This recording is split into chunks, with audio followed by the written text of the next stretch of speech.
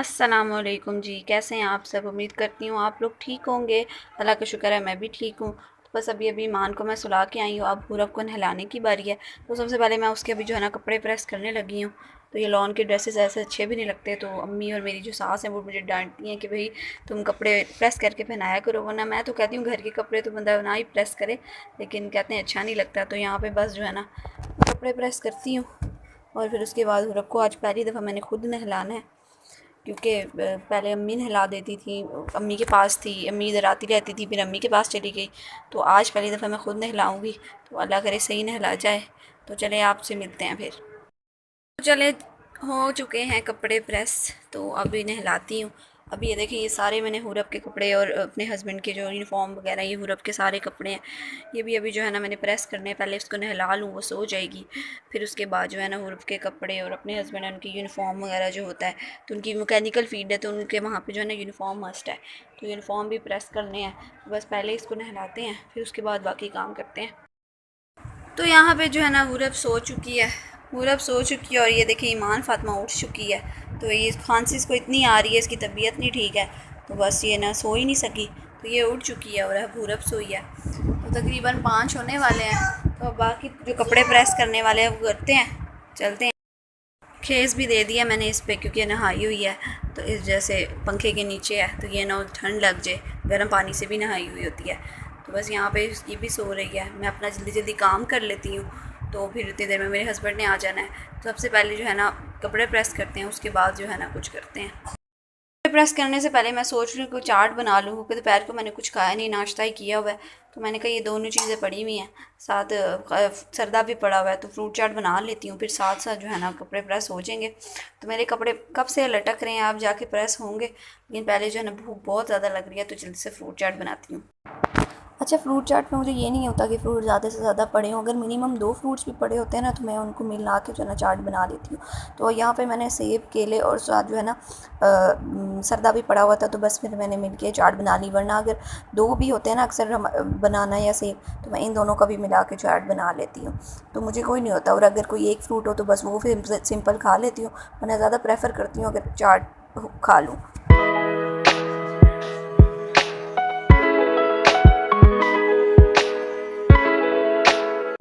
तो चले, मैं आज आप लोग को बताती हूँ कि जब बच्चे सो जाते हैं दोपहर को, ईमान और हुरब, हुरब अक्सर नहीं भी सोती, लेकिन वो उस तरह तंग नहीं करती, लेकिन जब ईमान सो जाती है दोपहर को 1-2 घंटे मेरे पास होते हैं, तो उसमें मैंने इतने मल्टीटास्क करने होते हैं। अपना व्लॉग का उस टाइम मैं लगाती हूँ, अक्सर व्लॉग की एडिटिंग सब कुछ उस टाइम करना होता है। उसके अलावा जो टाइम बचता है उसमें मैं कोशिश करती हूँ और भी जो उनसे काम करने होते हैं वो मैं करती हूँ, जैसे कि कपड़े प्रेस करना। तो आज मेरे हस्बैंड के जैसे यूनिफॉर्म होते हैं, तो वो मुझे पता होता है कि हफ़्ते में कितने लगेंगे, कितनी शर्ट, कितनी जो है ना ट्राउज़र्स वगैरह यूज़ होंगे, तो मैं उनको इकट्ठे ही प्रेस करके रख देती हूँ, क्योंकि फिर उन्होंने सुबह जाना होता है, साथ के साथ इस्त्री नहीं होते, तो बच्चे भी हैं अब 2, तो बिल्कुल जो है ना इस तरह मैं टाइम को मैनेज करती हूँ कि मुझे पता होता है कि कितने कपड़े मैंने प्रेस करके रखने हैं जो 1 वीक चलेंगे।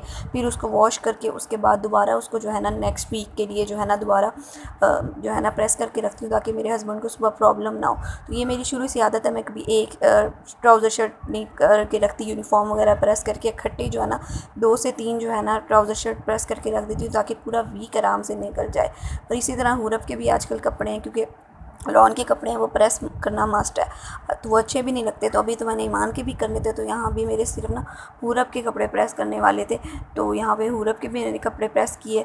तो क्योंकि अभी ये होता है कि जब आप जैसे ही कपड़े चेंज करो या नहलाओ बच्चों को, कपड़े आपने पहनाने होते हैं, तो उससे पहले एकदम फिर टेंशन हो जाती है कि कपड़े प्रेस करने हैं, कपड़े प्रेस करने हैं। तो आप अगर कपड़े प्रेस हों तो आपको आसानी होती है कि आराम से आप जो है ना पहना दो। तो ये इस तरह जो है ना टाइम मैनेज मैं तो करती हूँ, और भी काफ़ी मल्टीटास्किंग करती हूँ। इसके दौरान भी अगर कुछ और चीज़ें मुझे करनी होती है घर के लिए, या फिर ईमान के लिए, या अपने हस्बैंड के कोई और काम जो है ना करने होते हैं, मैं अक्सर जो है ना इस टाइम अपनी वार्डरोब सेट वगैरह भी कर लेती हूँ। कुछ और मुझे अपने काम होते हैं अपने लिहाज से या वैसे, तो ये वो 1-2-3 घंटे होते हैं जिसमें मुझे करना होता है। उसके बाद बच्चे आपको पता है उठ जाते हैं, ईमान उठ जाती है, फिर वो मुझे उस तरह कुछ करने नहीं देती है। तो ये इसलिए ये तो इस टाइम को जो है ना मैं ऐसे मैनेज करती हूँ कि एंड टाइम पे अगर मुझे कोई काम आ जाए जैसे, तो ये हर चीज़ जो है ना मेरे पास पड़ी होनी चाहिए। अच्छा, अच्छा आप लोग भी देख रहे होंगे कि ईमान तो आसपास पी रही है, क्योंकि ईमान की मैंने बताया तबीयत नहीं ठीक थी, तो इस वजह से वो उठ चुकी थी, तो इसलिए वो मेरे आसपास पी रही है, वरना इस टाइम में वो अक्सर सोई हुई, बल्कि रोज़ ही सोई हुई होती है। उसके अलावा मैं आपको बताती हूँ आप लोग बिजली के बिल को कैसे मिनिमाइज़ कर सकते हैं, क्योंकि शाम को 5-6 बजे के बाद यूनिट्स महंगे हो जाते हैं, तो अगर आप हाई इलेक्ट्रिसिटी वाला काम अगर रात को करें तो उससे बिल भी ज़्यादा आते हैं। तो जैसे मशीन वगैरह भी मैंने लगानी होती है तो वो मैं सुबह या दोपहर को लगा लेती हूँ, और ये जो कपड़े प्रेस करने का काम होता है ये भी मैं इसलिए दोपहर को भी कर लेती हूँ। तो इससे जो है ना, चलो थोड़ी बहुत महंगाई से तो बचा जा ही सकता है, बिल्स वगैरह थोड़े कम हो जाएंगे।